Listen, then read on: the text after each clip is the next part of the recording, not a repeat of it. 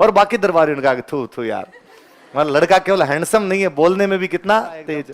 फिरोजा महल के ऊपर खड़ी थी और फिरोजा ने वीरमदेव को देखा और लव एट फर्स्ट साइट।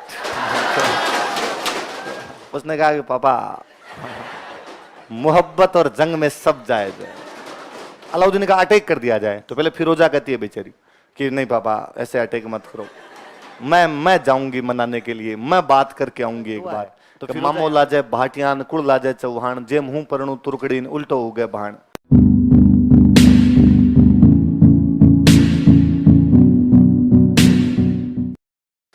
अपने वाल नैन सिंह ये कहते हैं कि साहब कन्नड़देव जब गया था तो कन्नड़देव के साथ में कौन गया था? वीरमदेव भी उधर गया हुआ था। और वीरमदेव बेहद हैंडसम राजकुमार था। उस समय जितने राजकुमार थे उनमें सबसे हैंडसम यदि कोई था तो कौन था?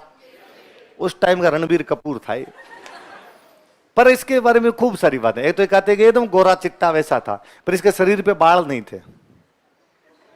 बाल होते शरीर पे बाल नहीं थे, एकदम वैक्स करवाता था उस टाइम। पर अरे नीचे दिलीप सर है, कितनी बार तो कहा हुआ है। हाँ ऊपर, हाँ ऊपर है। तो वैक्स तो क्या करवाता था, थे नहीं जी, बाल थे नहीं इसके। पर पहले ना बाल नहीं होना बुरा माना जाता था, है ना। पहले जो आदमी जितना भालू जैसा होता था उतनी ज्यादा मर्दानगी यूं। तो आप पुरानी फिल्म में देखो, सनी देओल के नहीं हो, अनिल कपूर भालू हो जैसे यूं, बाल ही बाल है एकदम, तो उनको यूं ज्यादा अच्छा माना जाता।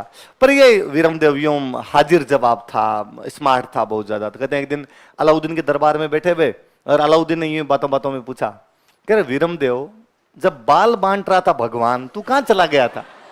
शरीर पे बाल नहीं यार तेरे। और बड़ा यूं वापस हाजिर जवाब था, वापस आंसर दिया कि सुल्तान बात सही है आपकी, जब भगवान बाल बांट रहा था तब मैं उस स्टॉल पे थोड़ा लेट पहुंचा था, क्योंकि मैं उस स्टॉल पे ज्यादा खड़ा हो गया था जहां बहादुरी बन रही थी। क्या बन रही थी? तो मैं बहादुरी वाली स्टॉल पे 2 बार चला गया था, इसलिए मेरे में बहादुरी तो डबल है।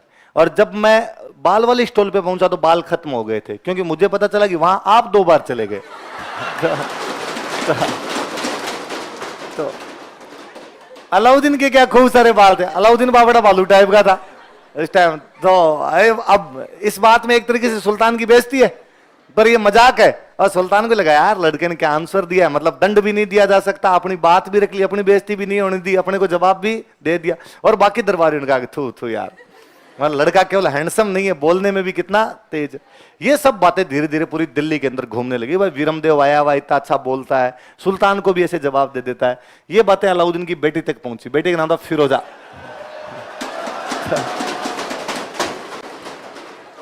बेटे का नाम क्या था?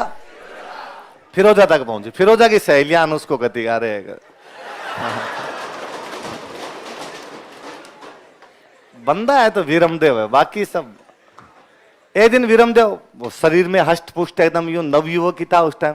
सुबह सुबह जिम जाके वापस आ रहा था, टी-शर्ट वीशर्ट निकाल के यूं रखी हुई, पसीना वसीना आए हुआ एकदम। फिरोजा महल के ऊपर खड़ी थी और फिरोजा ने वीरमदेव को देखा और लव एट फर्स्ट साइट। अब फिरोजा अलाउद्दीन के पास गई और उसने अलाउद्दीन को जागा कि डैडी मैं यदि शादी करूंगी तो किससे करूंगी? अलाउद्दीन का लाहौल विल्ला कुवत, गुस्ताख लड़की, ऐसे कैसे बात कर सकती है तू? वो दूसरे मजहब का है, काफिर है, और तेरी शादी काफिर से कैसे की जा सकती है? उसने कहा कि पापा मोहब्बत और जंग में सब जायज है। मोहब्बत यूं धर्म देख के थोड़ी की जाती है। अलाउद्दीन अब बेचारा, तो उसके फिरोजा की मां नहीं थी, फिरोजा की मम्मी जल्दी अर्ली एज में डेथ हो गई थी। अलाउद्दीन ने कहा कि नहीं, मैं उससे तुम्हारी शादी कैसे नहीं कर सकता। तो वो रोई।